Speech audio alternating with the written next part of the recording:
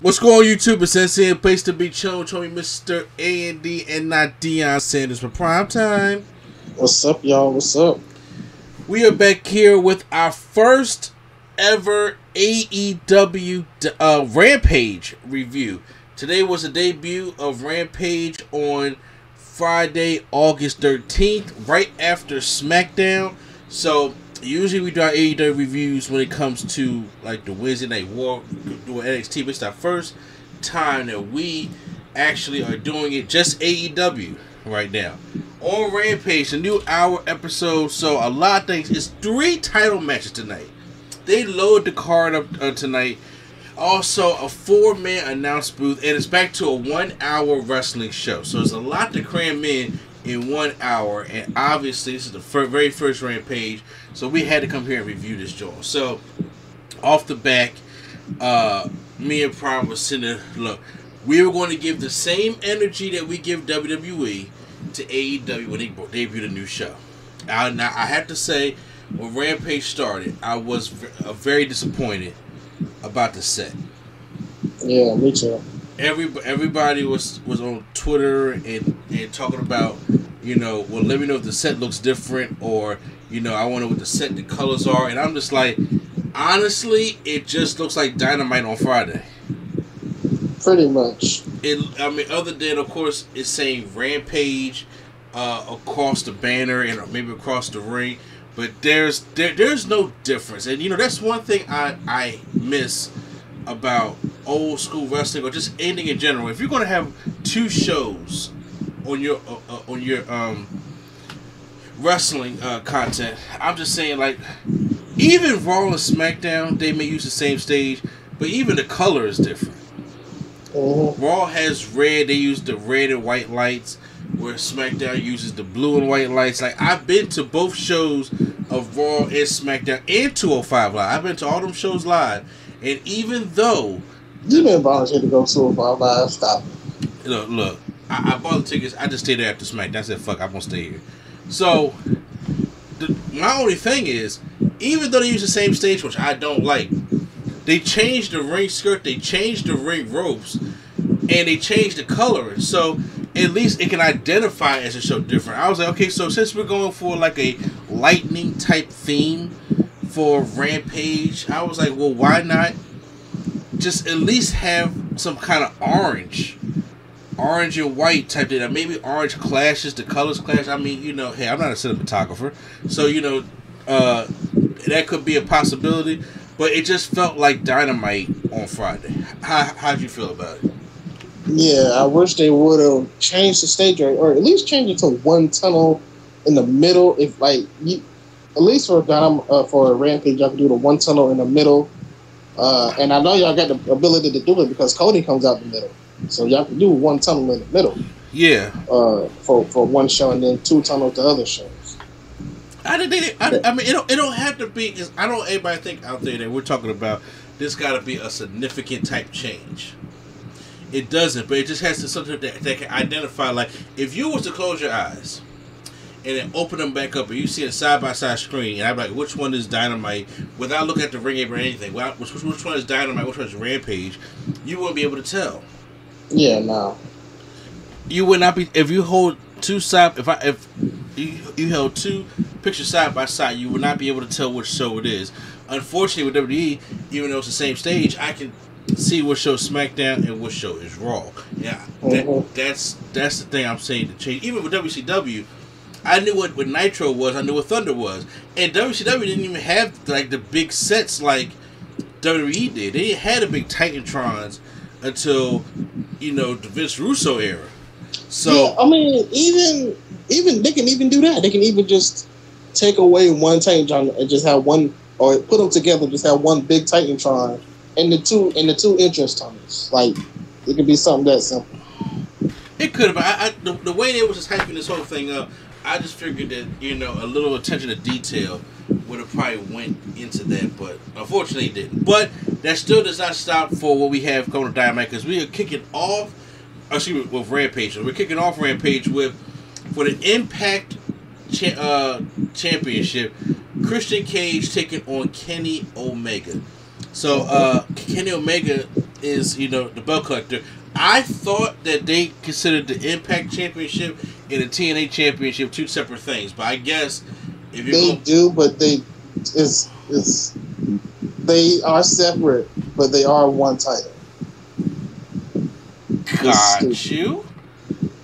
It's like you win when you in the Impact Championship, you win the TNA Championship, but you only have the Impact Championship. So like, Omega had 4 belts, but only 3 titles. Okay. Yeah. Yeah, that shit confusing. It's kind of like when Brock won the championship from Cena. Yeah. He had both belts. Yeah. It's like that. It's this.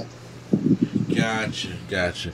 Well, I still like the TNA Championship better than the Impact Championship, like the design of it. Yeah, because TNA Dixie paid for that belt.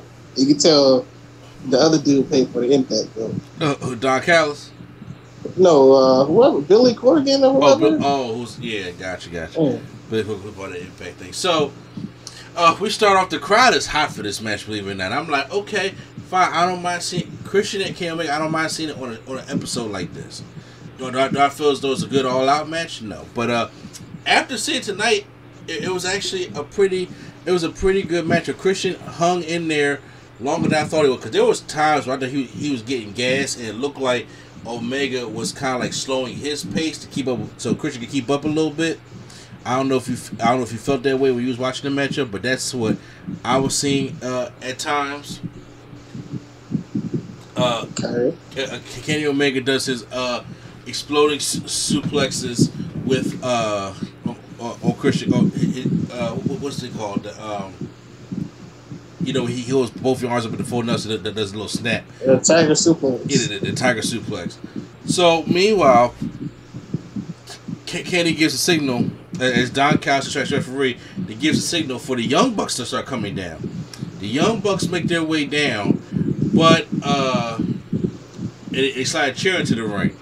But it backfires as Kenny Omega is trying to go for the one-wing angel to Christian Cage on the chair. He gets out of it, and Don Callis is still distracting the referee, and then Christian hits the unprettier on the chair. Kenny sold it wonderfully, and throws the chair out, covers Omega.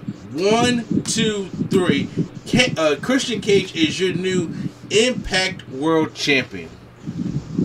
So yeah, real quick though, did the Young Bucks just slide a chair in the ring and then just walk off, and then just think that their plan was going to work masterfully? Yeah, very arrogant. Wow. All right. That's exactly what they did. Now, I'm going to be honest with you. I was shocked by the title change. I did not think that Kenny Omega was going to lose until he got to Hangman Page. I was shocked, too. I thought he wasn't going to lose, like you said, to Hangman Page. But it looks like they're going the opposite route and having him lose all his titles except the AEW title, and then that's when he's going to lose to Page. Look like he's going to lose all the titles before the AEW Championship and not lose the AEW Championship first and then all the other titles.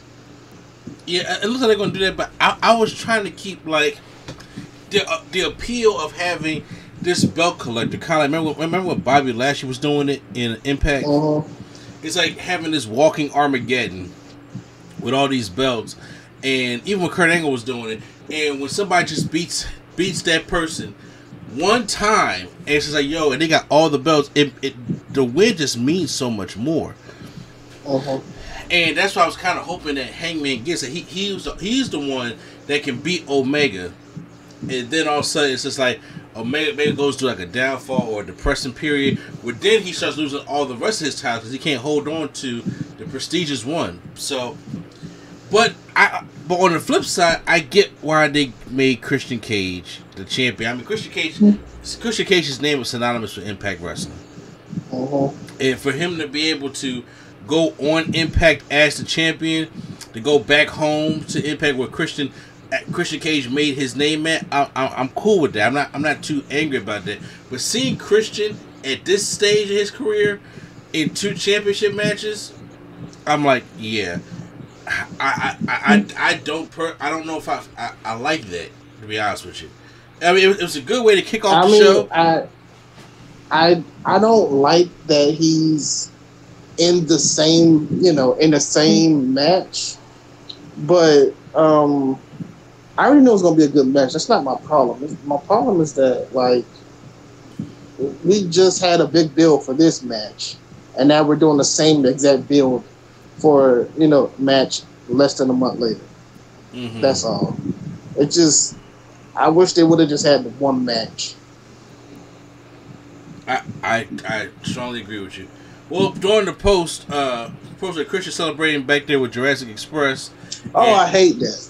By the way, I thought you said, because you text like they gonna be able to a pole yet. Mark Henry's back there. He's all talking about some, he's excited for him, but then we got there's still the AEW Championship to go through. He gives Kenny Omega his flowers, call him one tough son of a bitch, but now he's living in his head, and I can beat you, and I was just like, and that's all that matters.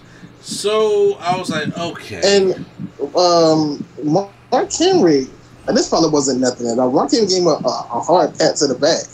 Yeah, I mean, ouch. No, but I'm saying, how is that not a subtle thing, or is it just nothing? I'm just looking into it. How do you probably look into it? I mean, not that I want to openly just see him wrestle, but Mark Henry likes those subtle things. Yeah, he does. He's one of them old school wrestler storylines, the storytellers. However, Mark Henry and Christian Cage is not the match you did. I'm sorry. Oh no, not at all. But yeah, Mark Henry versus anybody is not the match to do. So there you go. I mean, to be honest with you, I still want to see my Mark Henry versus AJ Styles match, but not this Mark Henry. After that, so we're getting ready for the TNT Championship matchup with Fuego del Sol is ready. He talks about, his history and all that stuff like that. I was like, they really building this guy up. Because I don't know who this guy is. He must perform on Dark. First of all, I don't... Okay, so I know who Fuego is, but I don't like the storyline that they're using. Because... I don't either. He's very over on Sammy Guevara's vlog. Sammy Guevara vlog is like being the Elite 2.0. Okay. And he's very famous on that show, and people chant his names at some of the shows because he's over on Sammy Guevara's vlog. Gotcha. But if you don't watch Sammy Guevara's vlog, you don't know who he is. Gotcha. Yeah. And his whole gimmick is every week he's fighting to get a contract. So literally his gimmick is that he's not signed. He's legit not signed. And he's been every week trying to get a contract. Like Tony B on the show be like, all right, if you win this match, you can get signed. And he loses every match. Yeah, because he won one match for he won one match because that's when they were leaving Jacksonville. Oh, okay. So all of his matches was in Jacksonville, I believe. But his one win was when they was leaving, and it was like they were sending. Okay, so it was like they was leaving people behind because obviously they were going on the road again. Mm-hmm. So they can't just have all these people just coming into Jacksonville. They were going on the road. So initially he was supposed to be left behind. That's why he got a win. So so I don't like them bringing in a canon Sammy Guevara YouTube thing on the show. I just don't like it. Yeah, I feel you on that one because, like I said, I don't watch the show, so it's kind of me lost. I just came out, and as somebody who loves wrestling and watch AEW, but I don't know what Sammy Guevara's vlog is, I'm seeing this guy is 1-39, and I was texting. I was like, "Yo, how is he getting a title shot when rankings count?" I don't even know how this.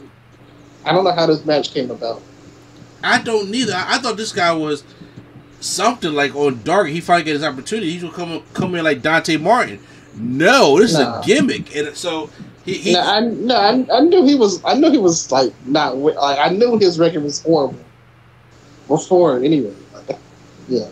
Yeah. Well, it shocked me. He hits Miro with 20 DDT before the match starts. That's his finisher. He's the quote unquote master of the DDT. That's the tornado DDT. That's his finisher. Oh, looks simple to me.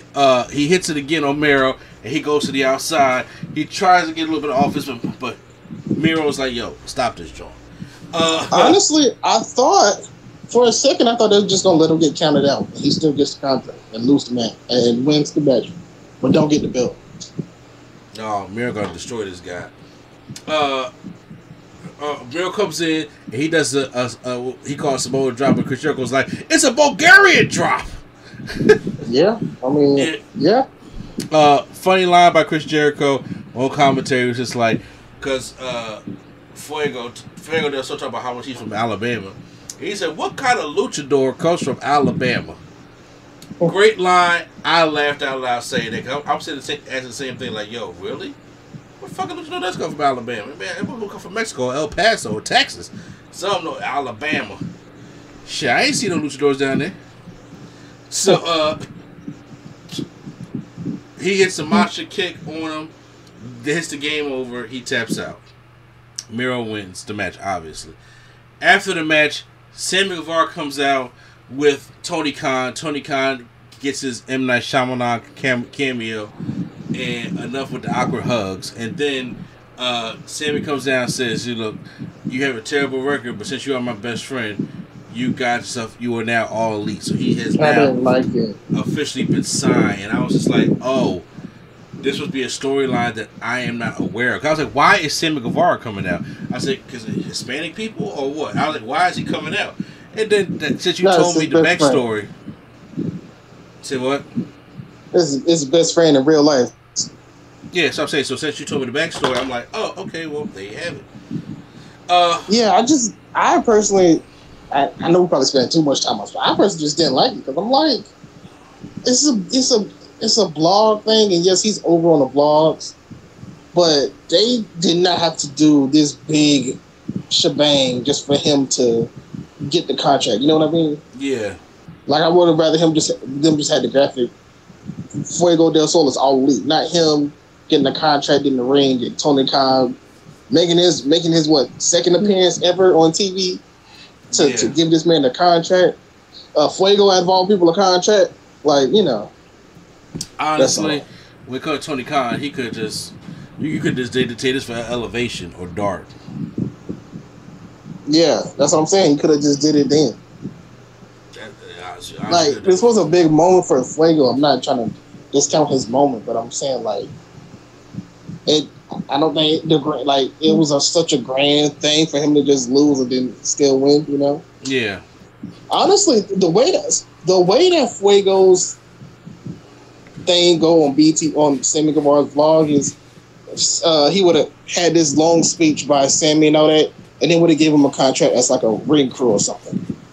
Oh, okay. Like, that's the type of stuff that they be on when he gets almost there and they give him like a stupid, crappy job or something. Mm. Yeah. Well, they show Sting and Darby Allin in the Raptors because next on Dynamite they're going to go against 2.0 in Sting's first television match on TNT in over 20 years. And then they go into the whole Darby Allin wants to be the best in the world next week on Rampage. Mark Henry has the split screen between Red Velvet and Britt Baker. They clearly don't like Red Velvet in Pittsburgh, as they should, because it's Britt Baker's hometown. And I was like, they are just killing this girl. Get her off the screen. So we get to the main event, the Women's Championship. Britt Baker taking on Red Velvet. I did like with Britt Baker. So you need to go stir that shit somewhere else. And I was like, oh, great line. Red Velvet comes out, and then Britt Baker comes out, and honestly, it was a good match. Red Velvet is going to do what Red Velvet does.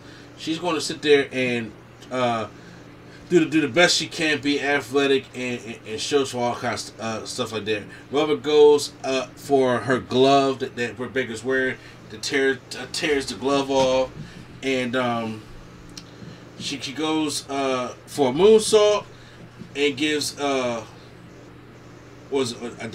think Baker kicks out, and then she tries to go for a curb. She goes for a curb stomp on Red Velvet. Jericho yelling, "That's a real curb stomp!"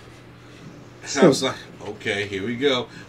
Then she goes and puts the lockjaw on Red Velvet, And then Red Velvet taps out at 10. Taps out about 10 minutes into the matchup, and Britt Baker wins the matchup. The match, it started off to me. Well, actually, they were doing a lot of holds in the beginning. It kind of picked up a little bit later, but I mean, it wasn't the best Red Velvet match or the best Britt Baker match personally, because they're both really good. I think I think honestly, you could have gave them more time than the whole contract signing of Fuego. In my personal opinion. But I mean, I like the build up of it. It was building up, but the ending was, to me, the ending was kind of weird because I felt like they botched a little bit. Because I know what they were going for. I know that her hand was hurt, and she had to do it on the other side of her hand. But it's like as soon as she put it in, after all the struggle, and then Red Velvet instantly tapped out, and then she just passed out. Yeah, it wasn't like a struggle after she put it in to like I'm gonna fight off of this. It was like, as soon as she put her hand in her mouth, she was out. She passed out. So that was just something I noticed. Then after the match, Britt Baker goes and lays out Velvet again, but Chris Statlander comes in there to come out help out Red Velvet. They don't like Chris Statlander either, and then here comes Jamie Hayter. Jamie Hayter. Oh yeah. And she came out. At first, I was like, "This is not possible." But I thought it was Becky Lynch. I was about to say, "Yo, really? If Becky Lynch is all the, I'm done." But no, that's it wasn't. So she comes out. She starts beating down Chris Statlander. Then they get another curb stop to Red Velvet. I'm like, "Yo, this poor lady." They get Red Velvet another curb stomp, and then they just stood there and posed with the AEW Women's Championship, and that's how Rampage goes off hot like that. So, how did you feel about the whole first episode of Rampage? Yeah, I thought it was a good show. It didn't even feel like an hour at all. So it flew by, and if that's how it's gonna be, then they should keep that format. Because if it's flying by like that, then that's good. Because Raw, SmackDown, all them definitely don't fly by like that. No, you don't. No. It sometimes 2 hours, 2 hours Raw, and that 3 hours is just not working. But that these hour shows. First of all, I think because we miss hour shows, because NXT used to be an hour also. I think we just missed the hour shows. But yeah, I like this where they can just get the big matches or get the big stuff out the way. And I know like next week you're probably going to get like two big matches and then the CM Punk thing, and then that's probably how Rampage is going to take off. But yeah, it brought surprises. It brought good matches. I thought the Britt Baker and Red Velvet could have been a little bit better, but they had to rush some things. So yeah, I'm still on Rampage. So I'm gonna give Rampage a thumbs up. Me too. Thumbs up. I hope as time gets better and money or whatever the case may be, because I do know Tony Khan. Like I said, I don't listen to all the conference calls and know all the breakdowns of money, stuff like that. But I know they did put a lot into this game also. And I'm hoping that this game is the dopest thing we've ever seen because that's how they're gonna get a lot of their money back. So maybe when that happens, they could change the stage or something like that. Maybe they'll do like a rebranding after a while. Yeah, sure, why not? Because the first Smackdown was actually Raw, like a dark Raw almost. Yeah. So like I said, I trust in AEW. I trust. So, post any comments down below how you guys feel about the first episode of Rampage. Hit the like button if you guys enjoyed our review. Hit the subscribe button for more Rampage, Wednesday Night War, Raw, and Smackdown reviews right here on NC Studios. So once again, it's NC a place to be. Children of D, and not Deion Sanders for prime time. All right, y'all. All right, and the Nerd Coalition is out.